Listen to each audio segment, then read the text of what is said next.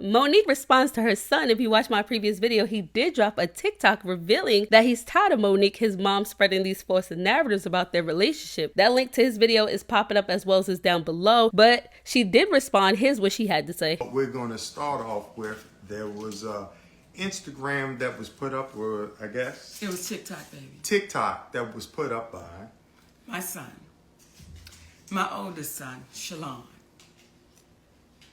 And this is what I want to say to this. There are some people that are saying, oh, you should be ashamed of your mothering skills. You should be ashamed of yourself. This is what I'll say. Let's let it play out. Because the same ones that said to me, I was crazy, I was deranged, we watched it play out. So just like with my son, we'll watch this play out. And I do want to address this though, Shalon. When you say her daddy, then that's when mommy gonna say stop playing, because you know this has been Uncle Sid your whole life. Uncle Sid knew you before you knew you. So for you to say her 3 sons, yes, you're absolutely right. He has 3 sons. He can't claim you as his son because he's always been Uncle Sid, and he knows your daddy very well. and love that brother. And the irony of all of this is not what is said, but what's left off. Yes. See, you're leaving off the fact that the last time we laid eyes on you, your mother got you everything you needed for the newborn baby about 3 years ago. You're forgetting about how I, from Georgia, am talking you through getting your car after we gave you the half of the down payment for it, and you were 31 years of age, 32 years of age at that point, and I'm negotiating the deal with the dealer for you as you sit there, and you have the vehicle you're driving right now because of your mother.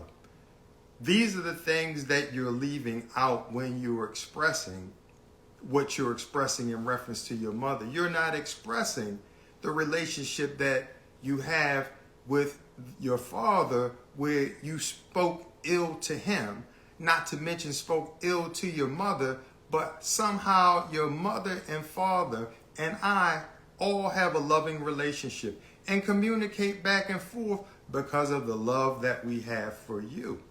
The one thing these individuals, and to the individuals out here that oftentimes speak after they've heard one side of the story, there's an old saying: believe half of what you see and none of what it is that you hear.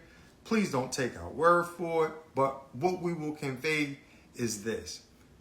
Those who are parents and have raised their parents up to being adults. The children. Raise their children up to being adults. Right on. Those who are parents that raise their children into adulthood know that there comes a time and a place in which they determine their own decisions, their own path. You can have multiple children that are raised in one house, but they act and they take on different things.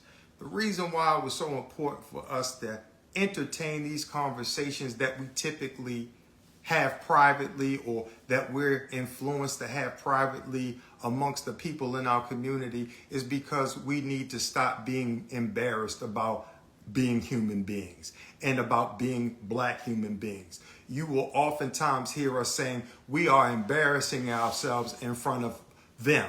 Who is them? Who are they? Because when you hear someone articulate these things, that is the slave's mentality. It makes us believe that we as black people need to conduct ourselves with dignity because white people are watching.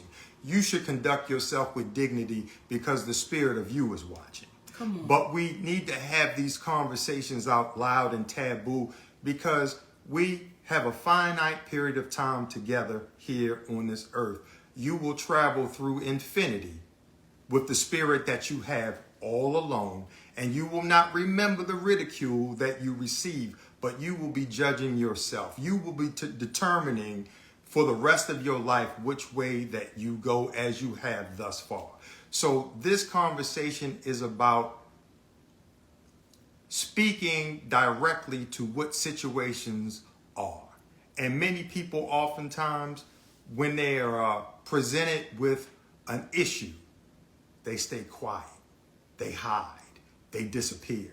And what we're saying is that's not who we are, because what you cannot do is you cannot trick an honest person. Come on. You can demean, you can say whatever you want to say about them negatively, but what will happen is truth has a way of standing the test of time. I forgot to have my phone to read the last text message that I gave to you, Shalon, where I told you about the understanding of how you are speaking to a woman and how you as a man and how you perceive things may be completely different from how your wife, how your mother, how your sister, how your daughter will look at things. And when you learn how to communicate a little bit better, then things will happen a little bit better.